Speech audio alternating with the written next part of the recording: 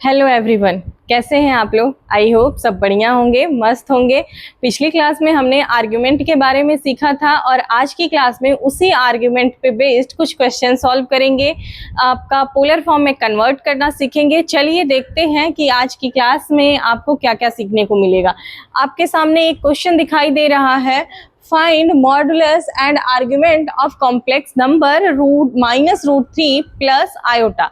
आपको इसका मॉडुलस और आर्ग्यूमेंट फाइंड आउट करना है।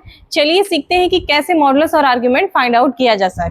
बिना टाइम वेस्ट किए डायरेक्ट अपना क्वेश्चन सॉल्व करना शुरू करते हैं, क्योंकि हमने पिछली क्लास में इस क्वेश्चन को किस तरीके से सॉल्व करना है वो सारे रूल रेगुलेशन बता दिया है। हमने थीटा के बारे में बताया है कि किस क्वाड्रेंट में थीटा की वैल्यू क्या क्या होगी।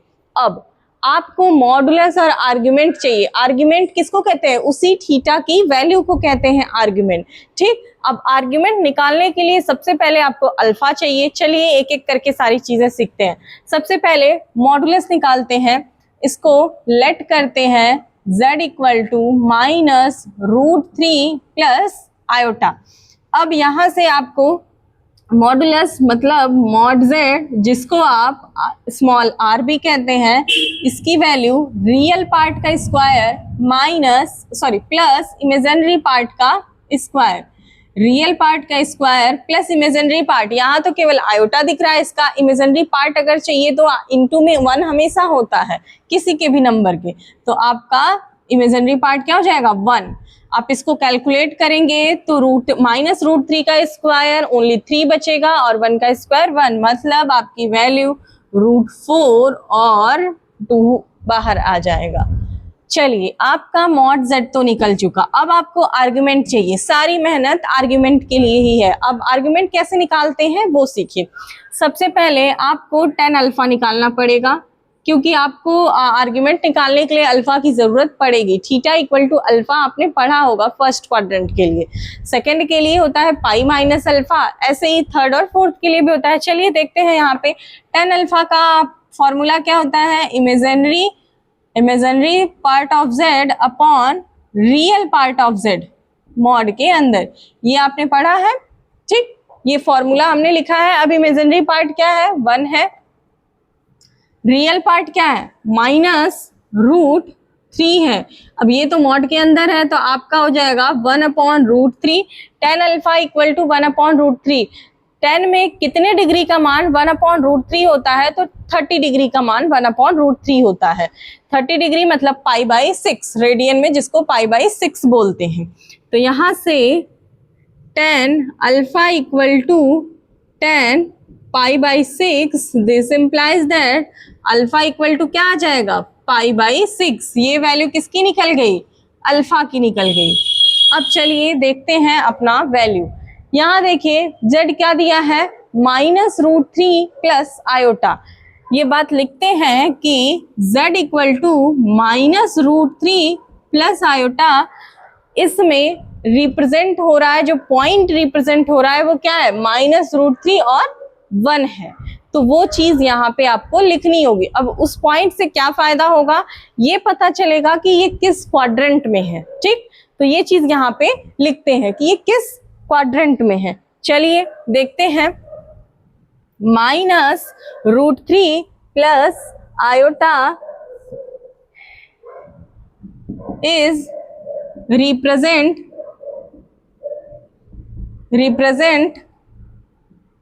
By the point. क्या पॉइंट है? कौन सा पॉइंट रिप्रेजेंट कर रहा है? By the point -√3, 1। और ये किस क्वाड्रेंट में लाई कर रहा है? देखिए माइनस प्लस किस क्वाड्रेंट में लाई कर रहा है? सेकंड क्वाड्रेंट में। ये चीज आपको बताई गई है, which is lie in second quadrant. Second quadrant में लाई कर रहा है। अगर ये सेकेंड क्वाड्रेंट में लाई कर रहा है तो थीटा की वैल्यू क्या होगी? This implies that theta equal to क्या हो जाएगा, पाई माइनस अल्फा। पिछली क्लास में ये सारी डिटेल आपको दी जा चुकी है, तो अगर कोई पिछली क्लास नहीं देखा है, डायरेक्ट इस क्लास को देख रहा है, तो हो सकता है उसको समझने में थोड़ी दिक्कत हो, तो आप पिछली क्लास देख के ही इस क्लास को देखिएगा। देखिए पाई माइनस अल्फा, तो theta equal to pi minus alpha की वैल्यू क्या निकाला है अभी आपने, पाई बाई 6। चलो यहाँ पुट कर देते हैं पाई बाई 6। थीटा की वैल्यू क्या आ जाएगी, 6 का एलसीएम लेंगे, 6 pi minus pi, 5 pi by 6। और यही क्या होता है आपका argument z equal to 5 pi by 6 हो जाएगा, और मॉड z कितना आया है, 2 आया है। यही दो वैल्यू आपको फाइंड आउट करनी थी, यही दो वैल्यू आपको निकालनी थी, मॉडुलस एंड आर्ग्यूमेंट। हमने दोनों वैल्यू यहाँ पे निकाल लिया। किस तरीके से निकला है ये आपको प्रोसेस आई होप समझ आया होगा। देख लीजिए ध्यान से कि कैसे मॉडुलस और आर्ग्यूमेंट को फाइंड आउट किया जाता है। ये मेथड होता है मॉडुलस और आर्ग्यूमेंट को फाइंड आउट करने का। चलिए अब हम आगे क्वेश्चन करने वाले हैं कि कोई भी आपका z के फॉर्म में क्वेश्चन दिया हुआ है a plus I B format में, या फिर वो format a plus I B नहीं भी है तो भी, तो हम उसको पोलर फॉर्म में कन्वर्ट कैसे करेंगे, नेक्स्ट हमारा अगला क्वेश्चन वो होने वाला है। उससे पहले आप इस क्वेश्चन को नोट डाउन करिए या फिर स्क्रीनशॉट ले लीजिए। चलिए नेक्स्ट क्वेश्चन देखते हैं। नेक्स्ट क्वेश्चन देखिए क्या लिखा हुआ है, convert the complex number i minus 1 whole upon cos pi by 3 plus i sine pi by 3 into polar form. मतलब ये कॉम्प्लेक्स नंबर आपका दिया है, इसको पोलर फॉर्म में आपको कन्वर्ट करना है। कन्वर्ट कैसे करेंगे पोलर फॉर्म में, यहाँ पे वही चीज सीखने जा रहे हैं। चलिए देखिए पोलर फॉर्म में कन्वर्ट कैसे करते हैं। सबसे पहले इसको z इक्वल टू लेट करेंगे, साथ के साथ एक और काम करेंगे। यहाँ देखिए i माइनस 1 तो ठीक है, बट नीचे जो वैल्यू दी है इसको देख के डरना बिल्कुल नहीं है, इसको सॉल्व करना है। इस क्वेश्चन के थ्रू आपको बहुत सारी चीजें बता दी जाएंगी। देखिए cos pi by 3, cos pi by 3 की वैल्यू क्या होती है, मतलब cos 60 डिग्री की वैल्यू क्या होती है, 1/2। तो यहाँ पे वो वैल्यू पुट करेंगे, z इक्वल टू आप इसको लेट करेंगे और सॉल्व करेंगे तो होगा क्या, 1/2 plus i sine pi by 3 की वैल्यू √3/2 क्या होता है, √3/2। इसी को थोड़ा सिंप्लीफाई कर लेते हैं, इसी को थोड़ा सिंप्लीफाई कर लेते हैं। देखिए i माइनस 1 ये ऊपर एज इट इज रहेगा, और नीचे जो वैल्यू लिखी इसका एलसीएम लेंगे, और जब एलसीएम लेंगे तो कुछ ऐसा बनेगा क्या, 1 प्लस i√3 और होल में 2 आएगा, मतलब कुछ ऐसा होल अपॉन 2 आएगा। फ्रैक्शन को जब पलटेंगे तो 2 कहाँ चला जाएगा, ऊपर चला जाएगा, और ये एज इट इज रह जाएगा। मतलब इस डिवाइड को अगर मल्टीप्लाई में कन्वर्ट करते हैं तो नीचे वाला जो फ्रैक्शन होता है उसको पलट कर लिखते हैं, तो यहाँ पे मल्टीप्लाई हो जाता है। तो जब पलट के लिखेंगे तो ये 2 ऊपर जाएगा और ये नीचे ही रहेगा। तो आपका इसको हम डायरेक्ट यहाँ 2 को ऊपर लिख रहे हैं। ये आपका यहाँ पे एक स्टेप इसको उतारना है, दूसरा स्टेप एलसीएम लेना है, फिर ये स्टेप आपका आएगा। तो आपको अगर नहीं समझ आ रहा तो आप एक स्टेप लिख के करिए, ठीक। चलिए देखिए अब यहाँ पे आपका ये वैल्यू आ गया है। अब इस वैल्यू में आपको करना क्या है, नीचे जो वैल्यू लिखी हुई है आयोटा दिख रहा है, तो आप रेशलाइज करेंगे। क्या करेंगे, रेशलाइज करेंगे। चलिए रेशलाइज करते हैं। रेशलाइज नीचे वाली वैल्यू से करेंगे 1 minus i√3 upon 1 minus i√3। चलिए रेशलाइज करेंगे तो ऊपर का मल्टीप्लाई ऊपर, नीचे का मल्टीप्लाई नीचे। करते हैं मल्टीप्लाई, सारा ब्रैकेट पूरा ओपन कर देते हैं। अब यहाँ ध्यान से देखिए फॉर्मूला बन रहा है क्या, a plus B a minus B, a square minus B square का फॉर्मूला क्या होता है, formula a square minus B square, a plus B और a माइनस बी। जिसको नहीं आ रहा है वो इस चीज को नोट डाउन कर ले। अब यही अप्लाई करने जा रहे हैं, तो z इक्वल टू बनेगा क्या, और उसको अप्लाई करने के साथ साथ पूरा मल्टीप्लाई भी करेंगे। 2 आयोटा माइनस 2 ये होगा, और 1/i√3 होल अपॉन यहाँ पे होगा a square minus B square, 1 का स्क्वायर 1 हो जाएगा, माइनस बी स्क्वायर का मतलब है i √3 का होल स्क्वायर, ये चीज होगा। अब ये चीज बनेगा। अब आप ऊपर वाले ब्रैकेट को पूरा ब्रेक कर दीजिए थोड़ा, इसका मल्टीप्लाई इसमें 2i, इसी 2i का मल्टीप्लाई यहाँ पे करेंगे तो i का मल्टीप्लाई i में i² की वैल्यू -1 हो जाएगी, और यहाँ पहले से माइनस था मतलब +2√3 होगा। 2i का मल्टीप्लाई हमने i√3 में किया है। आगे अब इसका मल्टीप्लाई दोनों में होगा, इसका मल्टीप्लाई दोनों में करते हैं। -2 का 1 में तो -2, और माइनस माइनस प्लस हो जाएगा, और i एज इट इज रहेगा, i यहाँ पे एज इट इज रहेगा, और यहाँ पे 2√3 हो जाएगा, मतलब 2√3 इंटू में i, ये बन रहा है।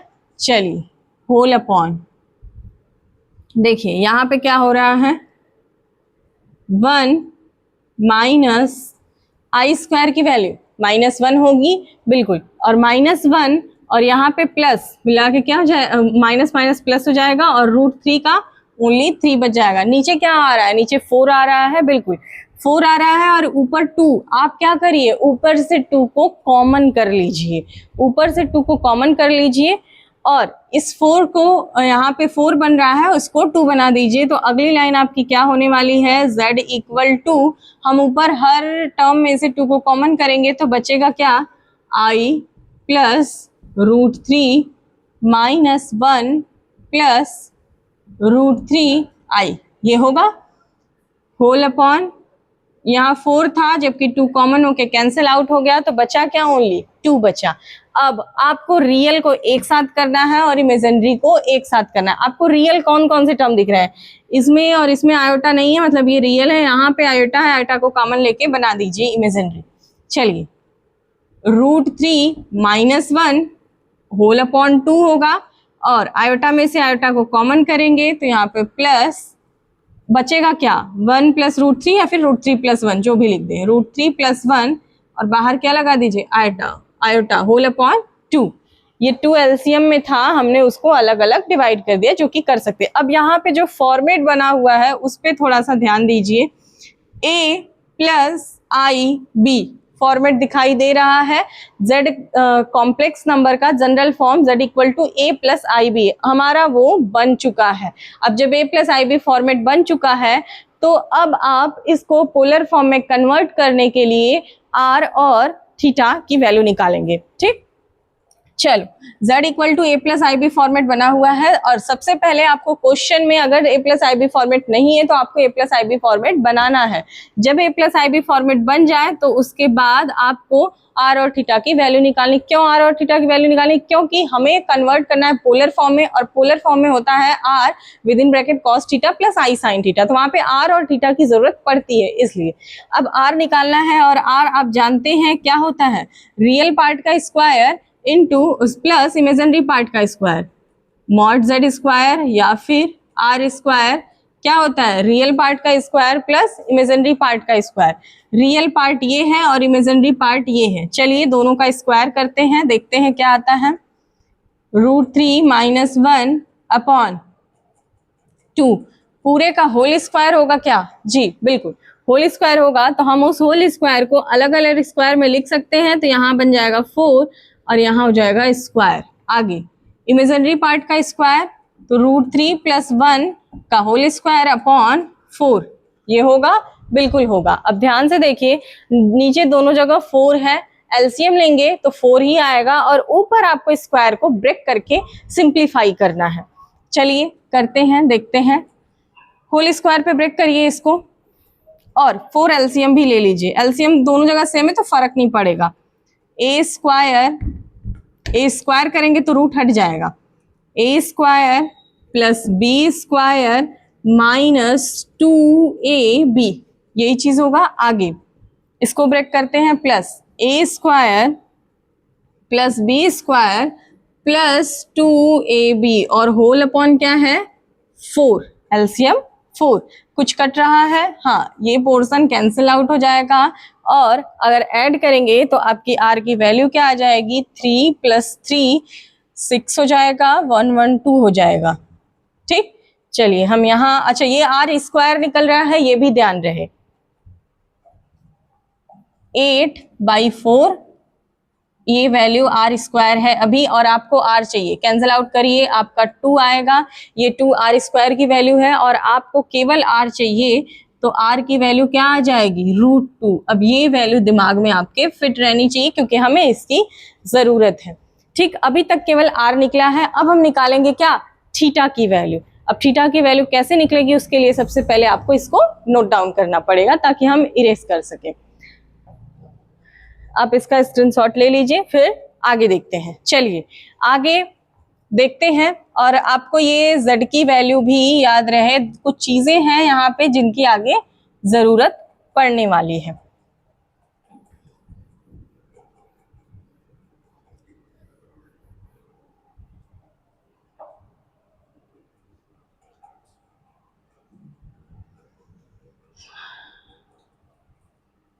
चलिए आगे देखते हैं।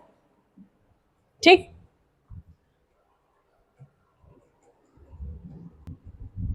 चलिए आगे देखते हैं। आगे आपको निकालना है tan अल्फा, क्योंकि आपको थीटा चाहिए और थीटा के लिए अल्फा की जरूरत पड़ेगी। ठीक, tan अल्फा क्या होता है, imaginary part of z upon real part of z, यही होता है। अब यहाँ z की जरूरत पड़ी इसीलिए हमने इसको इरेज नहीं किया था। आप यहाँ पे वैल्यू पुट करिए इमेजिनरी पार्ट की। इमेजिनरी पार्ट ये है √3 + 1 अपॉन 2, होल अपॉन में आएगा रियल पार्ट ऑफ z। अब इसको डिवाइड को मल्टीप्लाई में कन्वर्ट करेंगे तो ये फ्रैक्शन पलट जाएगा और लिखाएगा क्या, 2 अपॉन √3 - 1। 2 से 2 कैंसिल आउट हो जाएगा, बचेगा क्या, √3 + 1 अपॉन √3 - 1, ये वैल्यू बचेगी। चलिए अब इसकी जरूरत नहीं है। एक चीज और, यहाँ भी प्लस है, यहाँ भी प्लस है, मतलब ये किस क्वाड्रेंट से लाई कर रहा है, फर्स्ट क्वाड्रेंट से, ये दिमाग में रहे आपके। ठीक, अब देखिए यहाँ पे आपको tan अल्फा चाहिए था, यहाँ पे बना है √3 + 1 √3 - 1। अब 10 में कितने डिग्री की वैल्यू होती है ये तो बिल्कुल पता नहीं है। चलिए आप थोड़ा सा उसको और सिंप्लीफाई करिए, √3 को कॉमन कर लीजिए। √3 को कॉमन करेंगे तो होगा क्या, 1 + 1/√3। कॉमन का रूल होता है जो कॉमन लेते हैं उससे, जिसमें से कॉमन लेते हैं उन सब में बारी बारी डिवाइड होता है। यहाँ डिवाइड करेंगे √3 कैंसिल, और यहाँ डिवाइड करेंगे तो 1/√3 आ जाएगा। होल अपॉन √3 नीचे से भी कॉमन करिए तो हो जाएगा 1 - 1/√3। इससे ये कैंसिल आउट हो जाएगा, बचेगा क्या, 1 + 1/√3। अच्छा, 1 + 1/√3। यहाँ पे एक चीज और आपको कुछ दिखाई जाए, देखिए ध्यान से। 10 में कितने डिग्री का मान 1 होता है, tan 45 का, मतलब 45 रेडियन में कहें तो π/4, प्लस 10 में कितने डिग्री का मान 1/√3 होता है, तो tan 30 डिग्री का, 30 डिग्री बोले तो π/6 होल अपॉन 1 को एज इट इज रहने दीजिए माइनस। अब इसके इनटू में 1 तो हमेशा ही रहता है, बिल्कुल। अब वहां 10 π/4 पुट कर सकते हैं, यहाँ पे लिख दीजिए 10 π/4 इंटू 10, ये कितने डिग्री का मान है, π/6। अब ध्यान से देखिए, ये आपका एक फॉर्मूला बनता हुआ दिखाई दे रहा है। किसका formula, tan alpha = tan A + tan B upon 1 - tan A into tan B, मतलब tan A + B का formula, tan π/4 tan A + B की जगह पे π/6, ये आपका बना है। आपको वैल्यू किसकी चाहिए, हमें वैल्यू अल्फा की चाहिए, मतलब दोनों तरफ से 10 को हटाएंगे और इसको कैलकुलेट करेंगे, आपका आंसर निकल जाएगा। ठीक, चलिए और आर की वैल्यू आप याद रखिएगा कि आर की वैल्यू क्या आई हुई है, √2 आया हुआ है। इसको हम लिख सकते हैं 10, एलसीएम लेंगे 12 और सॉल्व करेंगे तो आपका आएगा 5 π/12। आप इसको कैलकुलेट करके चेक कर सकते हैं। अल्फा क्या निकल जाएगा, यहाँ भी 10 यहाँ भी 10, अल्फा की वैल्यू 5 π/12, ये वैल्यू किसकी हो जाएगी, अल्फा की। अब हमें तो थीटा चाहिए था, यहाँ अभी निकला है अल्फा। अब यहाँ पे z = आपका क्या आया हुआ था, z = अगर यहाँ से हम z बनाए तो रियल और इमेजिनरी था, ये रियल है, मतलब z की वैल्यू थी आपकी √3 - 1/2 प्लस √3 +1/2 इंटू आयोटा, ये वैल्यू थी z की, ये is represent by the point,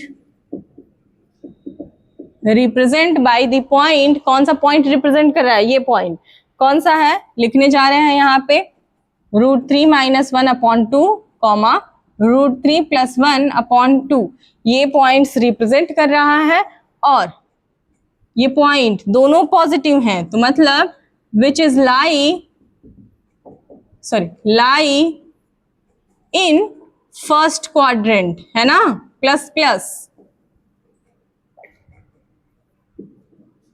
first quadrant में लाई कर रहा है आपका ये पॉइंट, फर्स्ट क्वाड्रेंट में लाई कर रहा है, तो थीटा की वैल्यू क्या हो जाएगी, theta equal to first quadrant के लिए होता है अल्फा, ये आपका फॉर्मूला पिछली क्लास का है, थीटा इक्वल टू अल्फा, और अल्फा क्या आया हुआ है 5π/12, मतलब थीटा इक्वल टू क्या हो जाएगा 5π/12। और आपको क्या चाहिए था, हमें तो पोलर फॉर्म चाहिए था, पोलर फॉर्म क्या होता है, z equal to r cos theta plus i sin theta, ये होता है पोलर फॉर्म, बिल्कुल।